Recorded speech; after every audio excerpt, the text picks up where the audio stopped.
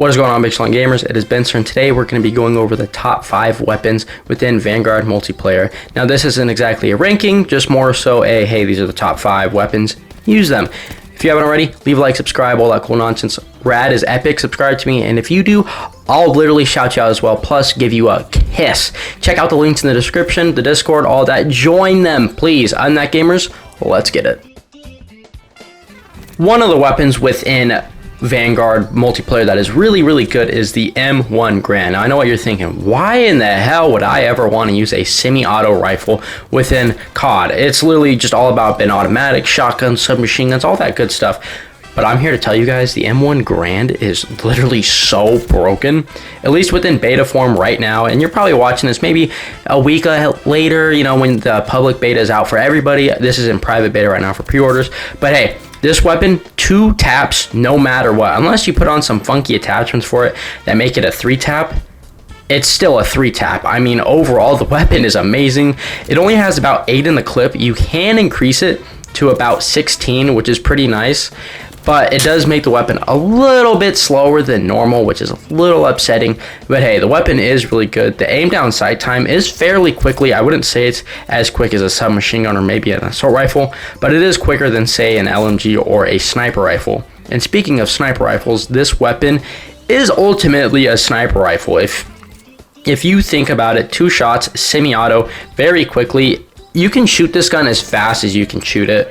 I mean, it's not going to be a fully automatic, but it's going to have a very fast fire rate dependent on how fast you want to shoot it. It has a fire rate of about, I believe, 800 RPM per second, which is really nice. So if you can spam fire it and hold down the line of fire, say if you're playing on like mouse and keyboard, or you're literally just cracked at the game and for some reason recoil doesn't affect you, this weapon is perfect for you. No matter the range with this weapon, you will always do 2 taps. You can cross map people 2 taps. It is broken right now, and it'll probably be patched eventually, but hey, just enjoy it while you can. This weapon is really solid. And another great thing about this weapon too is that it doesn't have too bad of recoil. Now, it is a little bit jumpy, but dependent on the actual attachments that you use, it can be fairly decent. Another great thing about this weapon is that even though it has 8 in the clip, and you're going to chew through it pretty quickly if you don't put on the right attachment, or the 16 clip I should say, the drop mag for this and unloading it completely, I should say, it's actually faster to reload that way rather than to actually just dump the clip mid clip. So for some reason they did that. I don't know why, but it is a lot of fun to use too. It's something different. A lot of people don't really use it, to be honest. I haven't been seeing it a lot, and the attachments for it are overall really good. I mean, you can get a lot of them. There are 70 attachments overall, I believe, for this gun alone, and you can even have a scope for it. I know I don't really show it in the gameplay, so you might be like, oh well, this, you know, if you don't like iron sights, you don't have to worry. I just don't like the sights personally, that's why. And just overall in this video, there's going to be some guns that don't have some sights on them because I think it just looks janky. But the weapon overall is really good. And another thing I also noticed about this weapon too is sometimes, dependent on the range of the shot, you can one-shot people in the head, which is really broken, but nonetheless, it still is there for you if you are a really good shot, you know, just with this weapon alone. And you actually can get the recoil down a little bit even more than I have in the gameplay show. But other than that, gamers, let's get into the next weapon. Oh boy, if you literally just played the Vanguard beta, you know how broken the STG is. Out of all the weapons in this list, I'm just gonna tell you guys right now, this is the best one. I don't like using automatics per se all too much, but if you want to just get kills and level up super quickly, the STG is your go-to. Now, I don't have this weapon all the way leveled up, so it is better than what I actually show in the gameplay. It doesn't have too much recoil. It has a lot of damage. The overall damage for this weapon is insanely high. I think it's about 34 per shot. So realistically, you could kill them pretty quickly. The rate of fire is at about, I would say, 800, 750. I think it can change depending on what magazine type you use, because an ammo type, because it will change varying, because you can get a faster fire rate but lower damage, or you can get a lower fire rate with higher damage. It just depends on what ammo type you use for this gun. Other than that though, The range on the weapon is fairly decent as well. I mean, I know the iron sights aren't amazing. You could change it with the optic, but the gun does have a pretty good amount of range. Now, I'm not going to say it has as much range as the M1 Grand, but to be honest, it's fairly quick. Or close to it, I should say. It is a really good weapon. You should definitely check it out. One of the best, and it probably will be. Alright, we got the MP40, and it is still as broken as it was back in World at War in 2008. This thing is absolutely amazing. Personally, I like this weapon more than the STG just because it's a submachine gun. You can run a little bit quicker with it. You can quick sprint a little bit faster. Overall, it's a good weapon. It doesn't nearly have as much range, I should say, as the STG, but it does have the damage output as the STG, which, I mean, the majority of people watching around, they're like, hey, give me the damage weapons. Come on, I don't want that. I don't want that garbage, right? I mean, that's why everyone clicked on this, right?